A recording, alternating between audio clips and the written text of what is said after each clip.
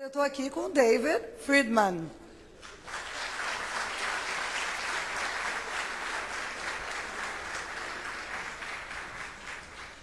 I wanted to start by saying that I too have homeschooled my children. Not Patri. He was brought up by his mother.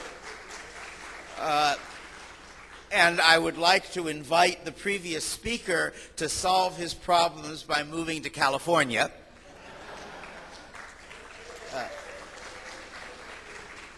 More or less by accident, California has effectively unregulated homeschooling. If you want to homeschool, you fill out a form announcing that your home is a school. You are supposed to keep various records, none of which anybody will ever ask to see, and you then proceed. But that wasn't what I wanted to talk about tonight. There are always problems in translation, as all of you know, and when I read the schedule for this event, it was not clear to me that people would correctly deduce from the Portuguese title what the English title of my talk had been. So I thought I would give that to you first. The title of my talk is Anarchy and Efficient Law. And that is also the title of a book chapter I wrote many years ago. And I want to start with a problem. And it is a problem that I think most libertarians, all free market conservatives, all classical liberals face. And the problem is that all of these groups believe that governments are very bad at doing things. That if you have the government produce cars, your cars will be expensive and will break down. If you have government produce food, it will be expensive and you may be hungry. And the conclusion that all of these people reach is that the solution is to have a legal regime in which production is private, in which agriculture and cars, and for the more radical people, even schooling, is produced privately by individuals by voluntary association. And this clearly sounds like a very attractive idea. And then you think a little longer, and so the solution is that the government, which is incompetent to produce things, will produce a legal regime in which things are done in this fashion. And that sounds a little less plausible because, as those who have actually studied law realize, law is not a simple problem. That with the best will in the world, there are a great many very complicated issues in figuring out what the law ought to be. I think constructing a legal system is probably even harder than designing an automobile. And if the government cannot design automobiles, why do you think it can design a decent legal system? And of course, with regard to the legal system, as with regard to the automobiles, there are really two problems. The first is a problem of competence, and the second is a problem of incentives. That is to say, one reason, if I take a much more modest example, one reason why the main effect of the interventions of the U.S. government in U.S. agriculture has for 70 years been to make food more expensive is that what the government is trying to do is not to make food less expensive, but to make farmers richer. That is to say, farm program in the U.S., as in many but not all other countries, is essentially a program to buy the votes of the farm states by enriching farmers at the expense of city people. And for reasons, some of which my son suggested in his earlier talk, it often is politically profitable to benefit relatively concentrated interest groups at the expense of dispersed interest groups, and this is one more example. Similarly, one would expect that a government that was designing a legal system not only would not be competent to do so, it would have no particular reason to develop a good legal system. That they would like to develop a legal system that serves a range of political objectives. Some of them might be desirable, some undesirable, but actually making a system that makes people richer or freer is not very high up in that list of priorities. And there's no particular reason why it should be. Political actors, politicians, and voters, and judges, all of the people in the system, including all of us, each is a rational individual pursuing his own ends, just as in the marketplace. And in the political system, unlike the marketplace, there's no reason in general to expect that process to produce attractive results. If people are interested in a more general discussion of that issue, I gave a talk not long ago, which you can find linked to my webpage, on what economists call market failure, which is basically situations where individual rationality does not lead to group rationality. And I offered reasons, some of which my son has just suggested, why in the political system market failure is the norm. If you think of the political system as a marketplace, it's a marketplace in which we cannot expect individual rationality to produce group rational results. If that's the case, then we have an obvious problem. How could you set up a set of human institutions which would generate good law? If you think of the problem as under what circumstances will it be in the individual interests of the people making the law to do it right, how would you do that? And for people who believe in free markets, your first sort of guess is to say, well, we obviously need some kind of a market production of law. And that sounds like a somewhat odd idea because we're used to law as something that's made and enforced by the state. In fact, there are examples of market-produced law. As you may know, a lot of commercial legal disputes are handled by private arbitration. Arbitrators have legal rules they act according to.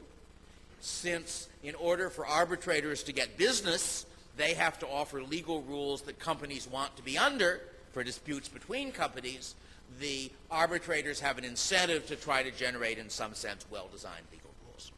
And the question is, could you do anything like that in a broader and more general sense? Could you set up a set of social institutions where the same sorts of forces that give us good cars and good cell phones and good food would also give us good law? And I believe that I proposed 30-some years ago a solution to that problem, and that's the solution I want to discuss and to try to explain, first, how the society I imagine would function. Second, why it would tend to produce economically efficient law. And third, why it would only tend to. Why, as in most market situations, the result will not be perfect. There will be certain predictable ways in which even the best institutions I can think of will get things wrong. And the argument for them is only they will get them less wrong than any other alternative that I know of. So let me start by sketching out what I think of as a hypothetical set of institutions for an orderly private property market society with no government. And so the basic problem is, how do you enforce rights? How do you make sure that contracts are kept, that people don't rob from each other, kill each other, and so forth? And I want to start out with the easiest problem. And I'm going to try to show you that there is one subset of that problem which more or less solves itself, and then try to convince you that I can leverage that subset into doing the whole job. And the subset of the problem is the problem of enforcing contracts between people who are interacting with each other for a long period of time. If you think about two people who are engaged in a joint project, or two firms that will expect to be dealing with each other for the next 20 years. In that situation, you can enforce contracts pretty well without any enforcement mechanism, because I know that if I cheat you this year, you will refuse to do business with me next year. All right? That's what is sometimes referred to as the discipline of constant dealing, that you have an automatic enforcement system for human beings if you are having repeat dealings with somebody, and they can stop dealing with you if you break your word, cheat, and so forth. Right? Now let's see how we can solve the much harder problem of how do I enforce my rights against a mugger who has no particular desire to do business with me, how I can enforce a contract that I only have once with somebody where there's no repeat dealing, and so forth. So I want to imagine a society where the enforcement of rights is a private industry. We have private firms, hopefully quite a lot of private firms, and they have customers. And I pay my private rights enforcement firm some annual fee in exchange for which they agree that they will protect me from murder and robbery, will arrange that my contracts be enforced, will arrange that my disputes with other people are peacefully settled, and so forth. So to start with, we imagine a society like Brazil or America where there are a bunch of firms of this sort and where almost everybody is a customer of one such firm. And the problem with this system is obvious to everybody. You have no idea how many times I have been told why this couldn't possibly work. And the problem is what happens when my television set vanishes from my living room, and my rights enforcement agency, being a high-tech agency, has installed a camera in my living room in advance, which took a picture of my friend here walking out the door with my television. And so my agency, having identified the picture, sends a polite gentleman to him, asking for my television back, and asking him to also pay them an extra $100 for their time and trouble in retrieving it. And he replies that he has never seen me before, that he got this television from an old friend 6 months ago, and that they should go about their business. And so my agency explains to him that unless he can show them reasons to think that he did not steal my television, they will be showing up at his door tomorrow with 3 strong men to retrieve the television. And he responds, but I too have a rights enforcement agency. And if you come with your 3 goons and try to take my television away, my agency will come with 5 goons and protect me. And you then have the beginning of a war, and that is why many people from Ayn Rand on down have argued that such a system could not possibly work. But I think that's the wrong story. That's not what really happens. And the reason that it isn't what really happens is that wars are very expensive, and private firms wish to minimize their costs. And so my agency says to itself, if we try to send 6 goons against his 5 goons, someone will get hurt, the television may get broken, we're going to have to start paying hazard pay to our employees. This does not look good for the bottom line. Let's call up his agency and discuss the problem. And both agencies realize that violent conflict is expensive and risky, and that the sensible thing to do is to find some neutral arbitrator who will decide who the television set belongs to. And since they can see that this problem will occur again and again in the future, the sensible thing to do is to pre-commit. That my agency makes an agreement with his agency, which says when such disputes occur, we will go to the private arbitrator over there who has a good reputation, is a competent sort of private judge, and we will accept his verdict. And if he says that our customer is in the wrong, we won't protect our customer, and we'll make it clear to our customers that we do not protect them when they steal television sets.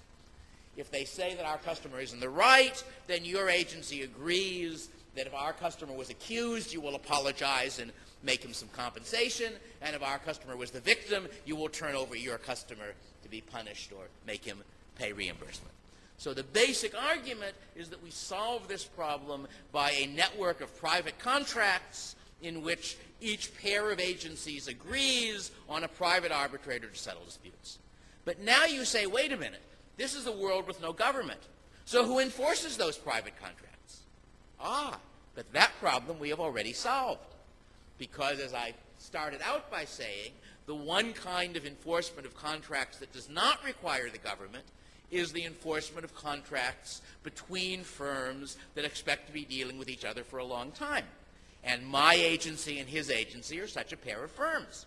So that if the next time there is a dispute, my agency goes to the arbitrator, and the arbitrator says, he didn't steal the television set, you made a mistake. If my agency says, we don't care, we're going to take the television set, then his agency will refuse to abide by arbitration in the future, and they'll have to fight each other all the time, and their costs will be very high, and they will gradually lose their customers to other agencies that have more sensible and honest and honorable policies and are willing to keep their contracts with each other for arbitration. All right?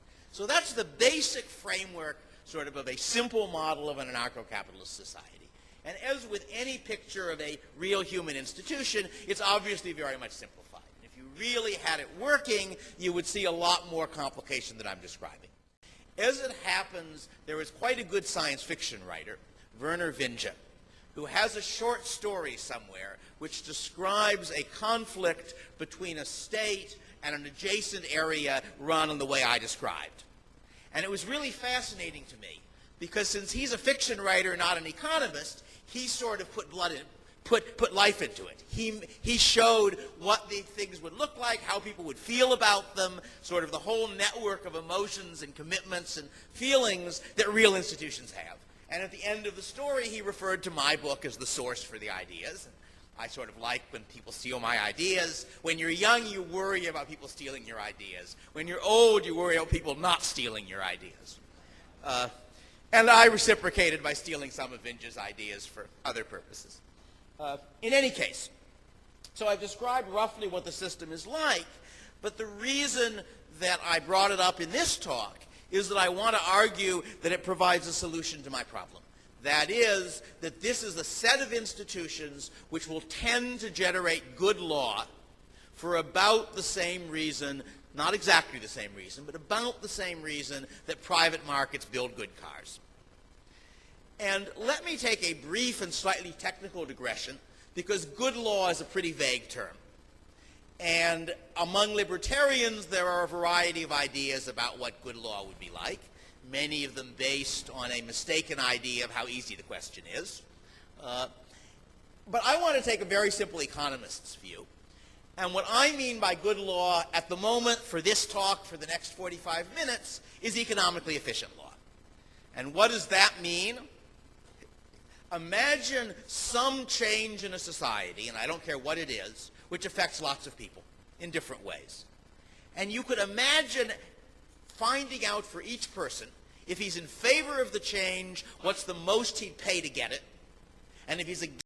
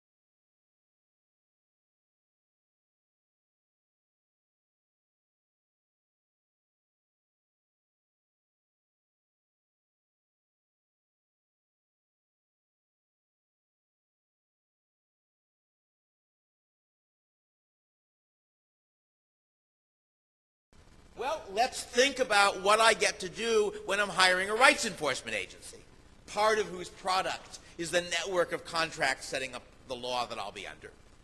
Well, I can say, I've been under this rights enforcement agency, and it did a lousy job of enforcing my contracts. And furthermore, some SOB sued me for something I hadn't done, and I ended up losing and paying money. But my neighbor, why, he's got a rights enforcement agency that really protects him. When somebody robbed him, in 2 days they had the stuff back. When somebody sued him and he was in the right, the court threw the case out. When somebody sued him and he was in the wrong, he lost. But that's what happens when you're in the wrong. That is to say, if the law is being produced on a private market, you have the opportunity to see what different firms are producing, to some degree at least to compare the quality of their products, how much they charge for it, and thus you have not a perfect mechanism. There are no perfect human mechanisms, but you are at least closer to being able to make the kind of informed judgments we normally make in private markets. And you therefore are much closer to having the kind of institutions for generating good law that we currently use for generating good cars and good food. Now, I noticed a while ago that this meeting is conforming to proper libertarian disorganizational rules and was running about an hour behind. And I have at this point lost track of when I'm supposed to stop speaking. So could someone please tell me, assuming that I want 10 or 15 minutes for questions, how much longer am I supposed to be talking? Another 10 minutes. Very good. Thank you. In that case, let me discuss briefly, because I think it's of interest, especially to an economist, the ways in which this will not give us exactly the right law. And there are at least 3 different issues here. For a longer discussion, if you go to my webpage and search around, you can find the chapter on anarchy and efficient law, which discusses these matters in more detail. And the first problem is that the rights enforcement agencies, like some other firms, are only going to care about marginal customers. All right? Let me consider for a moment the same problem in an industry that already exists. As you can observe, I use an Apple computer, a Macintosh. I have used Macintosh computers for as long as there have been Macintosh computers to use. If Apple raises its prices by $200, I am not going to switch to Windows. If Apple lowers this, if Apple removes some feature I like, I'm not going to, unless it's a really big feature, I'm not going to switch to Windows. That means that Apple can ignore me in designing their computers. That what Apple wants to focus on are those customers who are marginal, are those customers who are just about on the edge between Mac and Windows or Mac and Linux, and who therefore it might either draw in by making a product they like a little better or drive out by making a product they like a little worse. So therefore, when I talk about, going back to my system, when I talk about designing laws people like, if my agency currently has a set of laws that I really love, making them a little better won't get them a penny. They can't charge me more because they don't know that I'm the guy who really loves those laws. And if they raise their whole price, they'll drive out the people who are marginal, which I'm not. All right? So that means that what they're really doing is not quite trying to make the laws that maximize total benefit to everybody. That would be the economically ideal result. They're doing it watching those customers who are close to the edge between hiring their firm and hiring some other firm. So in that respect, it's going to approximate moving to a fully efficient legal system, but it's not going to get there all the way. Same thing is true about Apple. This is not a special feature of the market for law. It is a feature of certain kinds of markets where you have a small number of firms producing products with differing characteristics, and some people value some characteristics more than others. For the economists in the audience, I'm really talking about what's called the theory of monopolistic competition, which is the kind of competition where rather than having a lot of firms like the wheat market producing identical products, you've got a number of firms producing products that compete with each other but not perfectly, like Apple and Windows machines and Linux machines. All right? Second problem. The second problem is that when his agency and my agency are agreeing on a legal rule, they only care about effects on their customers. Let me take a real example, and which is one where I can not only predict that my system will get it wrong, I can tell you in which direction it'll get it wrong. Because one of the things that we are going to disagree about is copyright law. I am an author, and I therefore want a judge who believes in copyright law. Nice, strong copyright law, so that I can get revenue from my writing. He, we will imagine, is a consumer of intellectual property. He reads books, and he, on the whole, is not too happy about having to pay me licensing fees to read my books. Now, if it was just the two of us who were affected, the agency would in effect say, is it worth more to me to have copyright law or more to him not to have copyright law? And they'd try to get the law that way. And if only the two of us were affected, that would be the right answer. And then what we would say is, look, it's true that when he pays me licensing fees, he loses money, but I get that money.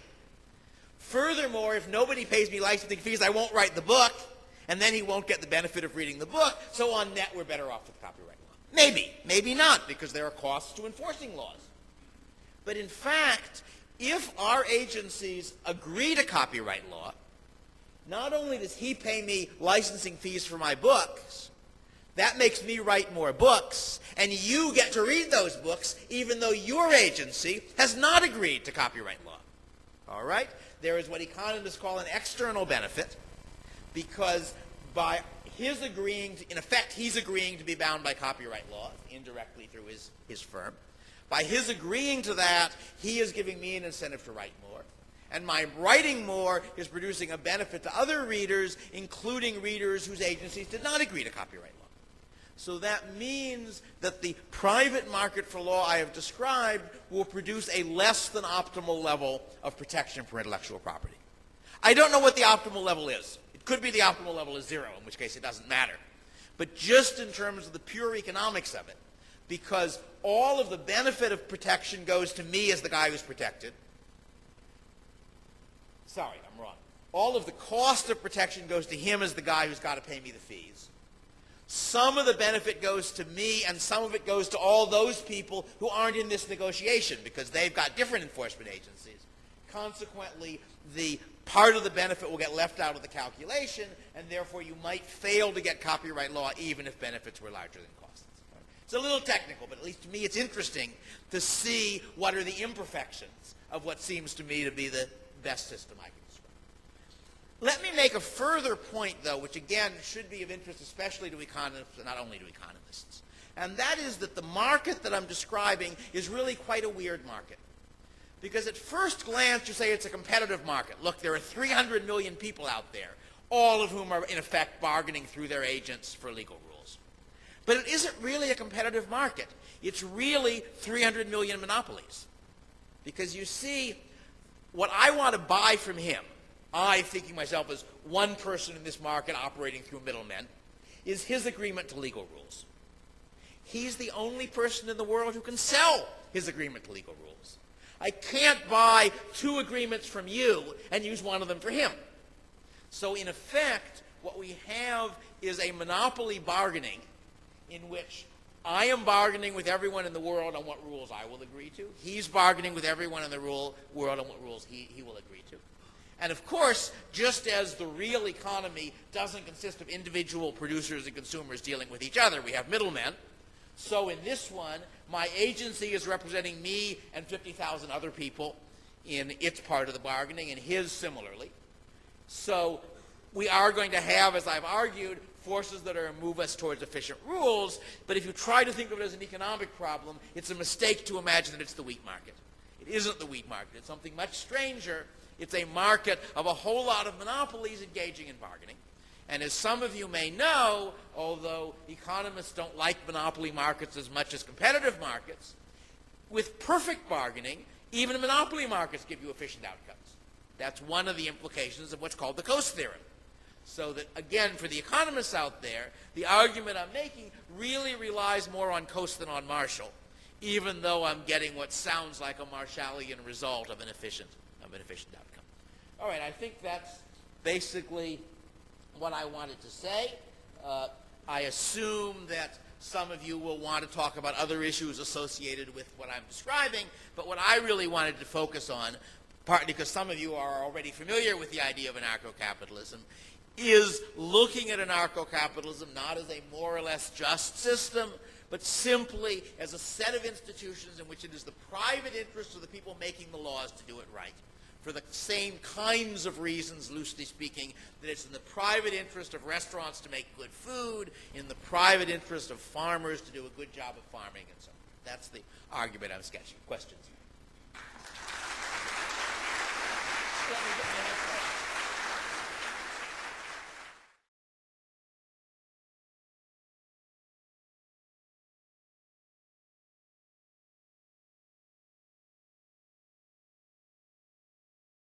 Before you put that on, that was a very exciting talk, and I have some quite exciting questions as well. Vamos começar com a pergunta da praticalidade do anarcocapitalismo, da praticalidade das leis privadas. Eu tenho duas perguntas aqui. Por que o anarcocapitalismo ainda não surgiu? Os Estados nacionais impedem o surgimento de concorrência? Como levar o anarcocapitalismo para a realidade? Essa pergunta do Rafael Gutmann. E como se poderia também, na mesma linha, como se poderia implantar tal sistema de leis privadas, levando em consideração que o governo tende a não abrir mão do seu direito de legislar? Yeah, that's a good set of questions, and I think my son spent an hour or so giving his answers to those questions in effect. And in a sense, he's really following on a line of argument that I made 30-some years ago. I think revolution is usually a poor policy, that as the world now is, the real reason people want government is so they won't be murdered in their beds, and therefore the more chaos you have, the more support there is for strong government. So I think the right strategy is one that involves in some way privately developing alternatives to government, sort of gradually replacing government rather than overthrowing government. So that from that standpoint, 40 or 50 years ago, if somebody suggested that we don't really need a government post office, most people would say that's absurd. The mail wouldn't get delivered. Nowadays, when somebody says that, you say, by the way, where did you get that UPS package from? Because we now have several private firms which are competing with the post office successfully in part of its activities and are not competing it in the other activities because it's against the law to compete with it in the direct delivery of mail. So that example, it seems to me, helps people be less supportive of the kind of policies that I'm opposing. Similarly, there has been a considerable development in the U.S. of gated communities where you have a housing development where in effect protection is being provided privately, not publicly. There's a lot of commercial arbitration where people are essentially avoiding the court system in order to use private courts. So I think that one route in the direction I'm proposing is the continual development of substitutes, especially for things governments do very badly, so that people will find that although the government is still doing something, they're not really using the government anymore.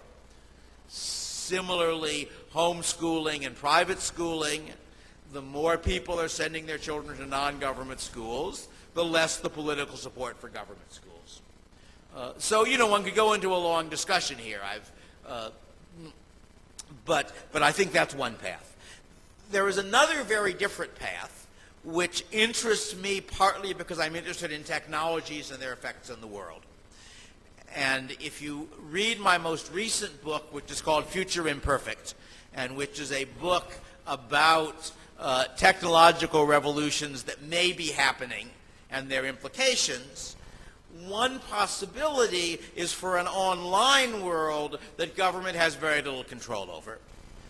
that there are technologies now known involving encryption which would make possible a cyberspace, an online world, where an individual could combine anonymity with reputation, in which I can prove to someone else online that I'm the same person he interacted with yesterday, so I can have a reputation. But I do not have to tell anybody at all what the link is between the online identity and the real space identity. And it is very hard to tax or regulate somebody if you do not know who he is. So in that world, one could imagine the development of something like anarcho-capitalism, probably using only reputational enforcement, because I also can't send my goons to pick up my television set if I don't know who he is. But I can use ways of telling other people in cyberspace that he's not to be trusted if he has violated a contract with me. And there are technologies available by which I can prove to other people that he violated a contract with me. And this involves the use of digital signatures, which I discuss. So if you read the early chapters of Future Imperfect, which you can do for free because it's on my website as well as being published, that will suggest a possible technological future in which governments continue to control real space. They continue to control the physical reality, but more and more of people's lives is being lived in cyberspace, and in which cyberspace could end up as something rather like the kind of anarcho-capitalism I'm describing. So that's a different answer to the same question. And of course the third answer is the one that Patri gave you a little while ago. I am a little less optimistic than he is. I think that, like most radical ideas, his will probably fail. But there is some chance that it will succeed, and if it succeeds, it could have very attractive results. Agora temos conjunto de perguntas similares. Eu vou ler todas elas. Como esse sistema de arbitragem através de agentes privados poderia solucionar com neutralidade questões que envolvessem partes com capacidade econômica distintas? Afinal, ainda que possamos discordar, o Estado é supostamente neutro para tratar esses conflitos. As melhores agências tenderiam a ser contratadas pela parte mais rica. Essa pergunta foi anônima. Agora uma pergunta do Daniel Kuhn, na mesma linha. Let me do one Okay. at a time. Do we observe that more money is spent building Cadillacs or building Fords? That is to say, I think it is a mistake to suppose that private firms only specialize in the rich. There aren't enough rich. So I assume that a private firm is happy to sell a service which includes special guards at a high price to a rich person, and a service which only provides an ordinary level of protection to a non-rich person. But if the arbitration agencies consistently rule against my customers in favor of your customers, I am going to stop agreeing to use that agency. So I don't see there's any reason to expect it. Furthermore, I think the idea that government is neutral does not, as we say in English, pass the giggle test. I don't know how many people have been paying attention to U.S. politics, but there is at least one respect in which Obama is consistent, and that is that anything he wants to do that costs more money, he says the rich are going to pay for.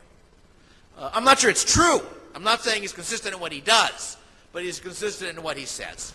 And that's perfectly normal, that, of course, politicians will appeal, I'm not just saying only the rich. Some politicians would say, those other people over there will pay for it, or only the criminals will pay for it, or only the illegal immigrants will. It doesn't matter what group, but governments are never neutral. And part of the difference, fundamental difference between governments and markets, is that in a market, the most I can do to you is not to deal with you. In a political system, I can hurt you much worse than that. I can put you in jail, I can kill you, or I can just take money from you. So there's a sense in which the political system is almost automatically a war of each against all, to use Hobbes' term, because you've got a sort of fixed cake out there and we're fighting over the pieces.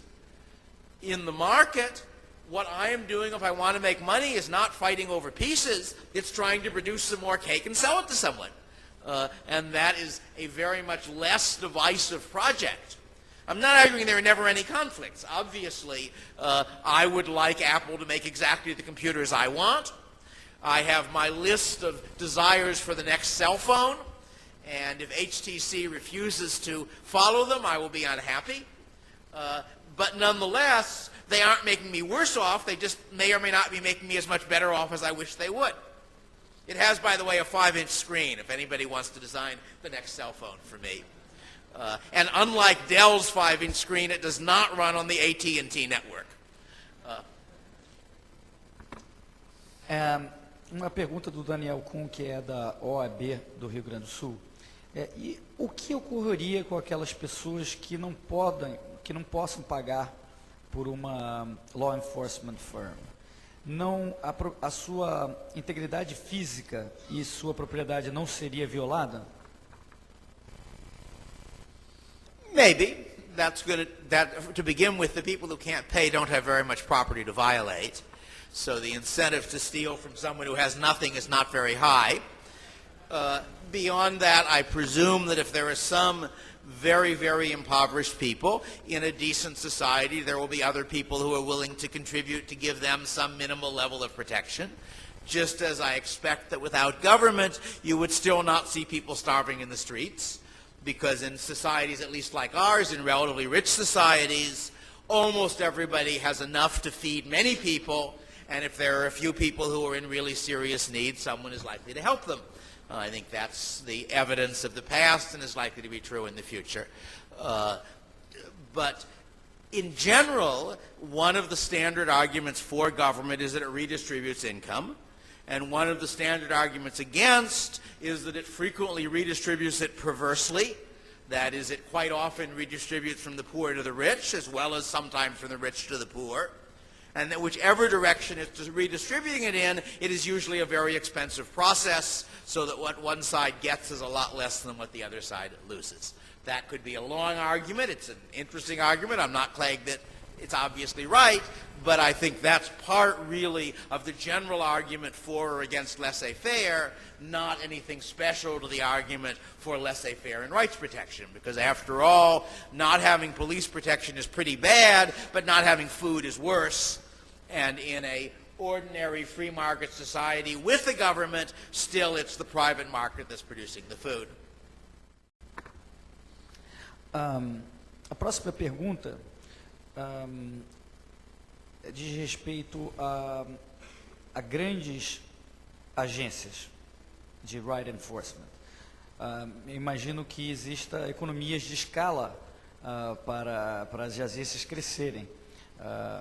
E como então impedir que essa agência de right enforcement, a mais popular e poderosa, não acabe se tornando um Estado, não tome o poder à força e submeta a população aos seus desejos?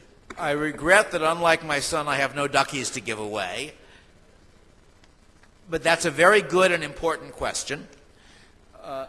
And as economists know, there are both economies and diseconomies of scale.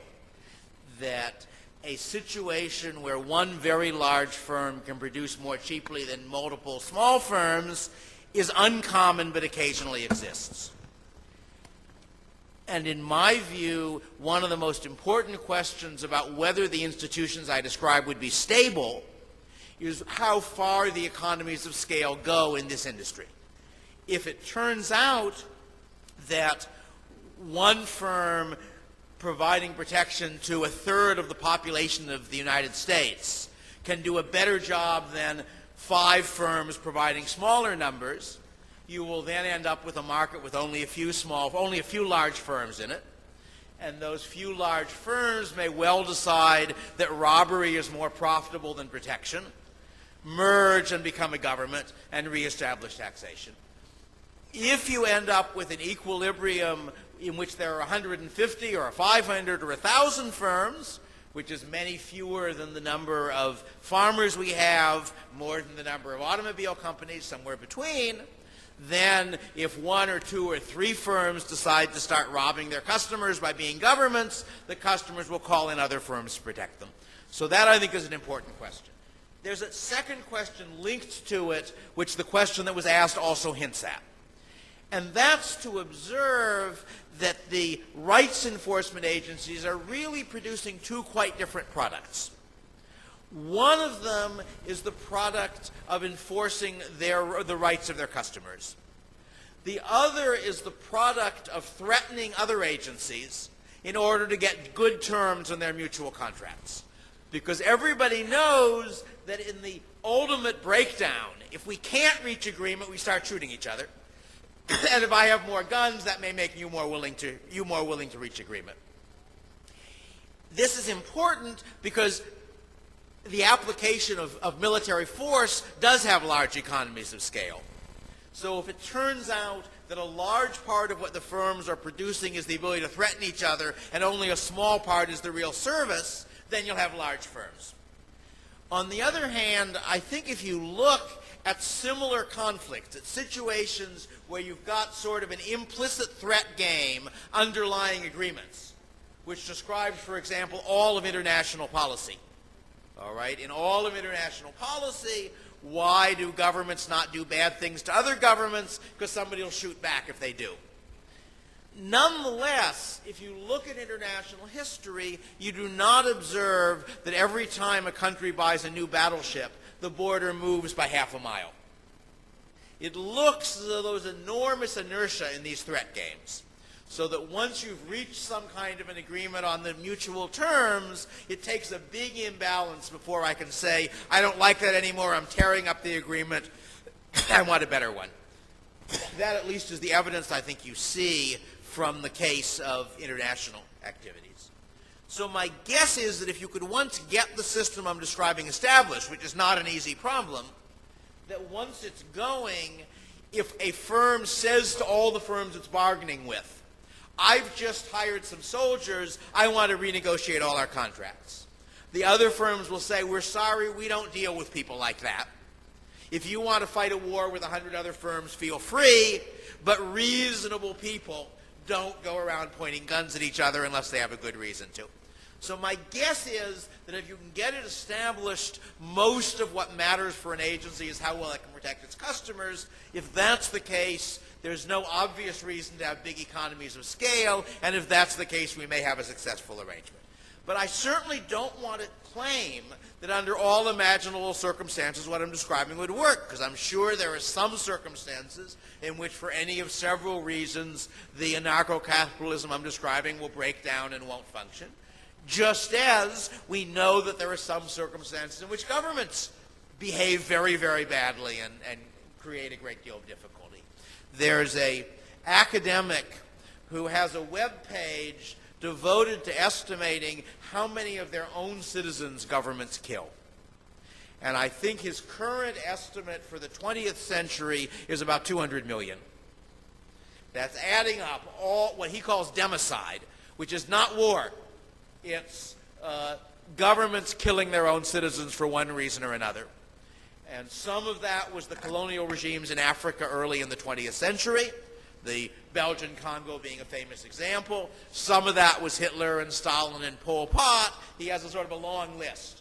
But my point is that there are no human institutions known that are safe.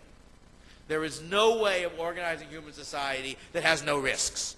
And the standard conventional way of doing it with governments sometimes works tolerably. All of us are still alive. We're not starving to death. No one's killed us.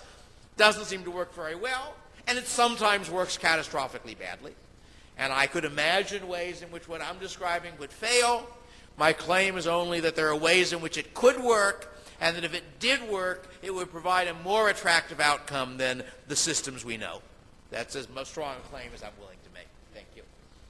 Temos uma pergunta lá atrás da plateia. Professor Friedman, thank you very much for coming here to Brazil.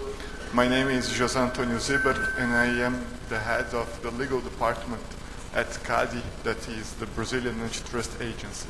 And because of that, I would have a lot of questions to make tonight to you. But one that I would like to focus is based in your new book, and the creation of cyberspace.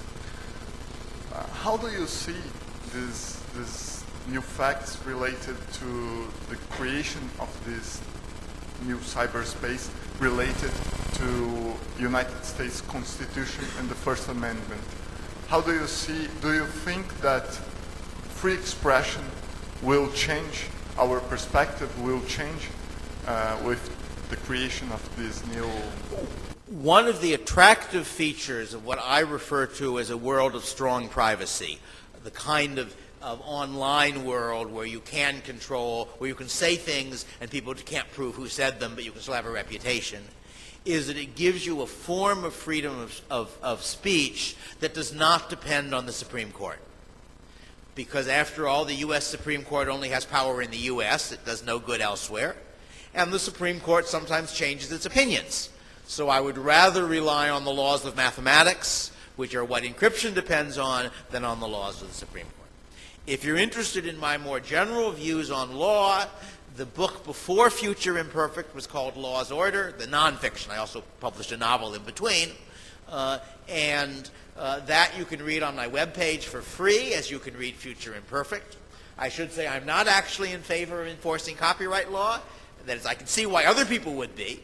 But my own view is that since I am writing books not mainly as a source of income, but mainly as a way of spreading ideas, I prefer to have them readily available online for people to read. And so whenever I can, I do that with my books. And one solution to the problem of being unable to enforce copyright online is that instead of making your living by writing books and getting royalties for the books, you make your living by writing books, the books make you famous, and nice people then invite you to come to Brazil and pay you for giving a talk there. And that's what is a tie-in solution to the problem of copyright. But anyway, the general issue of law is the subject of law's order, and it's not a particularly libertarian book, I don't think, but I think it does reveal that designing legal systems is a non-trivial problem, that there really are a lot of complicated issues that don't occur to sort of people who are thinking of it in political ideology and not in terms of potential hard legal problems. David, o senhor estudou o caso histórico da Islândia. Como o Estado surgiu lá? Vou repetir. O senhor estudou o caso histórico da Islândia? Como o Estado surgiu lá?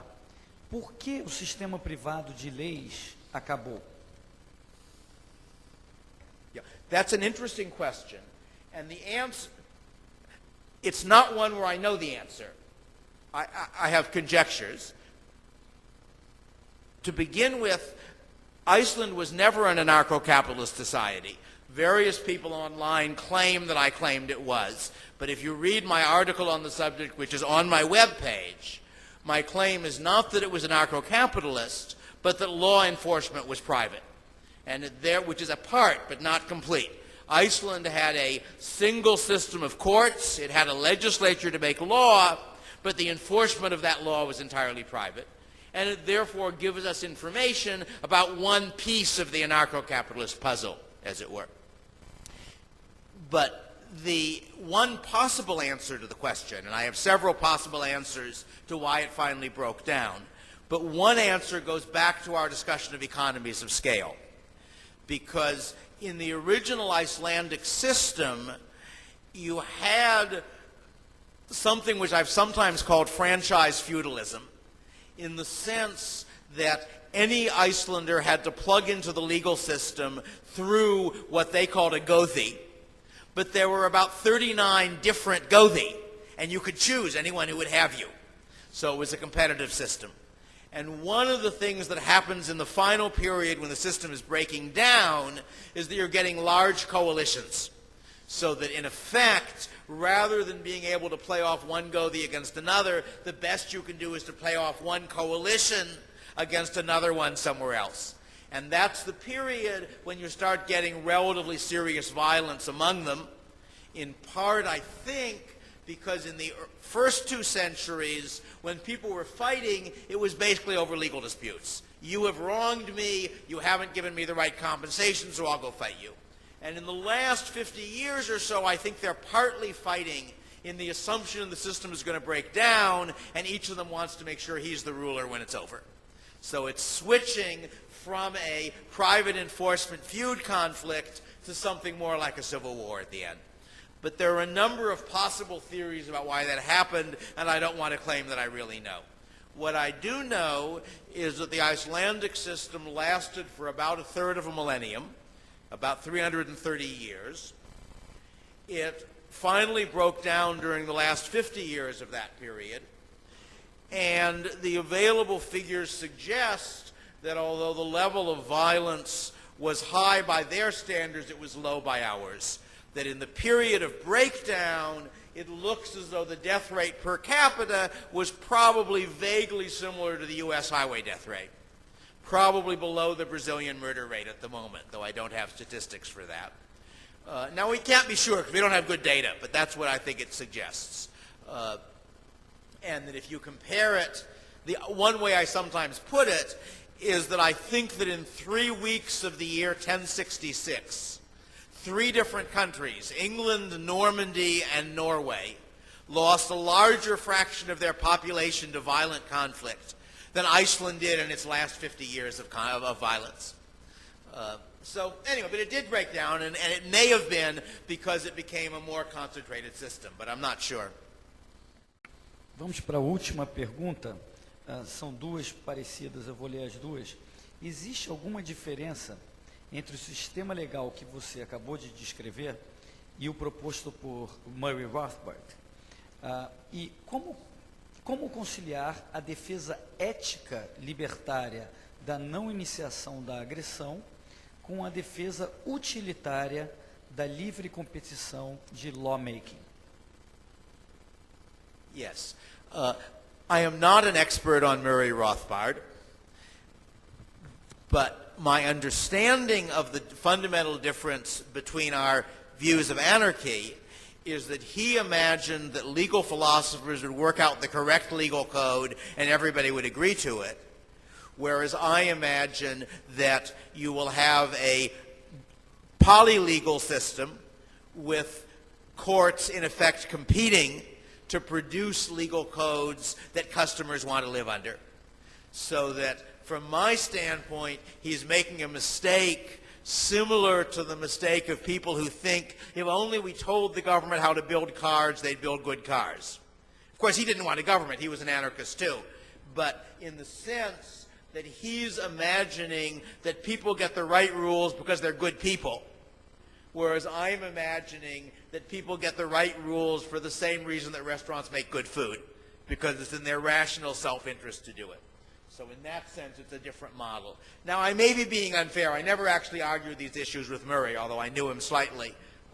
But as far as I can tell, at least, his view was that you were to deduce the just libertarian code.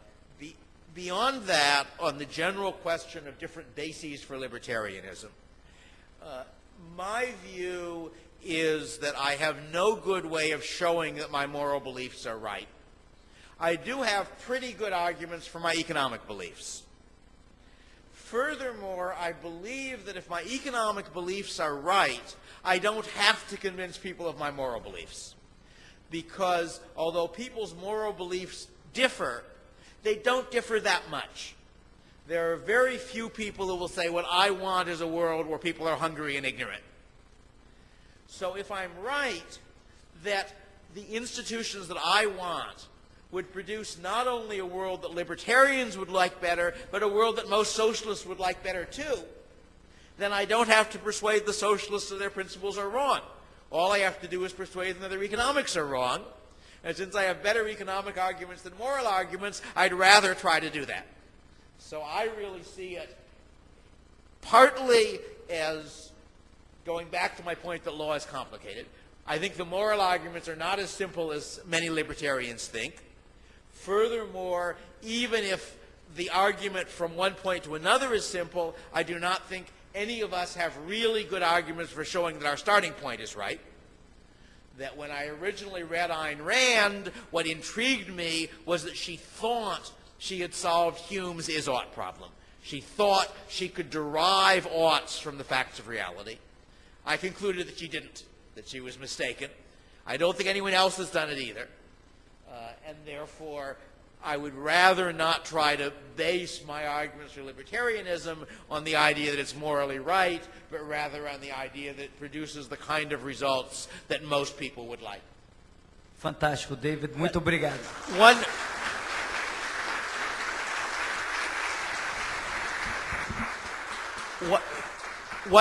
One final point. As many of you realize, although I was happy to speak at an Austrian conference, I am not an Austrian economist. I'm an American economist.